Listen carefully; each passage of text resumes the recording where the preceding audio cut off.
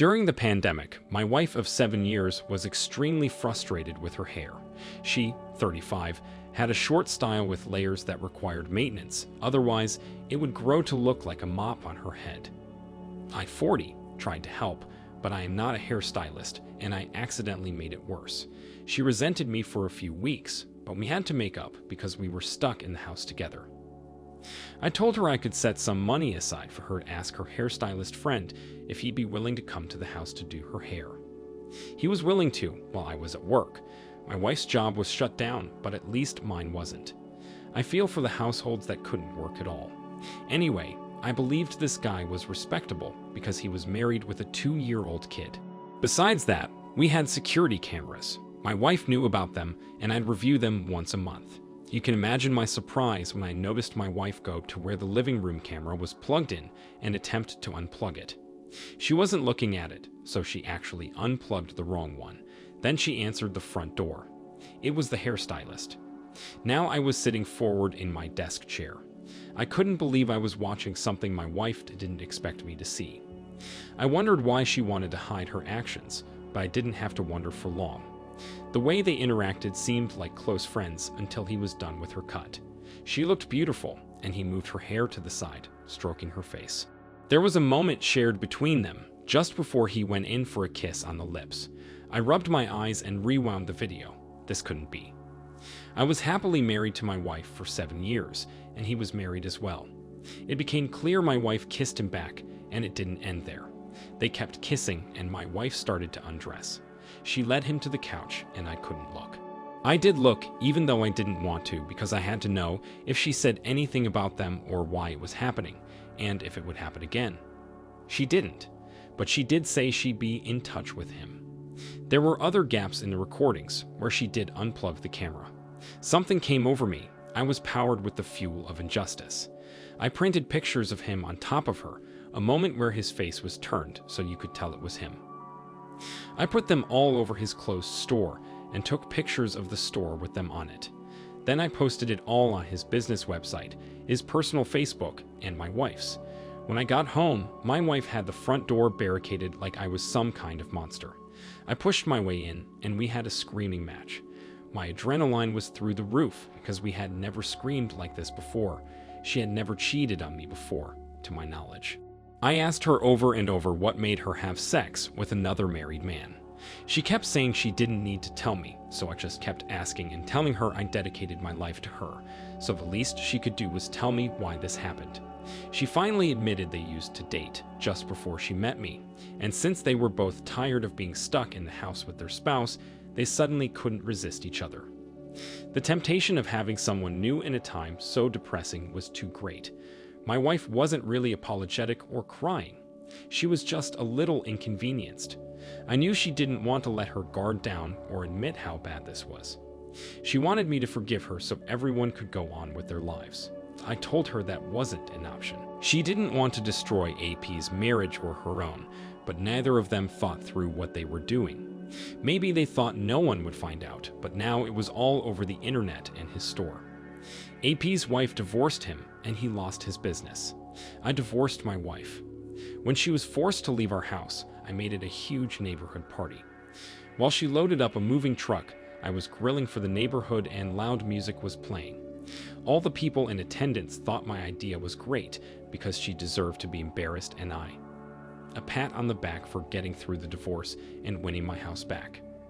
At that farewell party, I met a woman that just moved into the neighborhood, and she and I may or may not become a thing in the near future. All I know is I'm happy with how my life has turned out ever since. OP, I am so sorry you married a sneaky woman that couldn't tell herself no and tried to hide the terrible dishonesty from you. I'm glad you found out what happened so you could put a stop to it. You didn't deserve to be cheated on. No one does, and if your wife was having that much of a problem with the relationship, she should have spoken to you honestly about it. I don't think either of them deserve to have a loyal spouse back at home or work while they did whatever they felt like. Your wife obviously planned this or thought something was going to happen because of trying to unplug the camera and the other gaps in the recording. This may not have been the first time she cheated on you. You did the right thing by leaving her. Thank you for sharing your story. Now let's get into our second story for today. My wife, 38, was trying to sell her car when she decided to betray me and destroy my hopes for the future. We were married for 4 years, and everything was good. I guess I can't say great because we always struggled a little financially. I, 40, had a job I really enjoyed that paid a little less than a more unpleasant or more demanding job. My wife always told me she just wanted me to be happy, and I told her the same. So she worked at her favorite clothing store. Not too terrible, at least we both had jobs and could pay the bills, but I think my wife wanted luxury. I think she dreamed of being spoiled like a movie star. That's part of the reason she decided to sell her car. We just paid it off after years of making huge payments, and I was pretty upset she didn't want to savor the time we had with it. She said she wanted to upgrade by selling it for cash so she could put a huge down payment on the next vehicle. It made sense, but I didn't really like this idea. My wife wanted a nicer car, and her mind was set on it. So she invited a man over to our house to come see and test drive it, but she waited until I was at work and didn't tell me about it. It wasn't until 3 days after his test drive that my wife asked me to take better pictures of the car and interior. After I did, I plugged my phone into the computer we both used, and when the screen came on, there was a chat box opened. In the most recent messages, she thanked him for his generosity, said she really enjoyed being with him, and asked when he could come over again. In earlier messages, she talked about trying to sell her car for an upgrade and how her husband was at work so he could come drive it around a little. I couldn't believe how bad she was at covering her tracks. There was another window open that showed her bank account's recent transactions, and the most recent thing was a deposit from PayPal for $200. Not enough to buy a car, but perhaps enough to buy some time in bed with a pretty woman. I was fuming, but it was hard to really feel furious when I couldn't believe she would do this. I trusted her, we were married. I didn't want to believe it, but the evidence was right in front of me. I kept shaking my head and my face was stuck in a scowl. I didn't know how to handle this. I kept telling myself my wife had to have a conscience, meaning I wouldn't have to wait long for her to come clean and break down in tears. I came home from work the next day, and she was still acting like everything was fine. While she was in the shower, I got on the computer. This time, the chat box and windows were closed, but all I had to do was click login on Messenger, and I found their conversation. According to this, he was in our house and with my wife earlier that same day. I was really starting to feel the fury now. Not only had she failed to come clean or show any signs of remorse, but she brought him over and did it again. I didn't know it was possible to feel the level of anger I felt at that moment. I printed screenshots of the chat, closed the chat box, and put them in my nightstand just before my wife came out of the shower.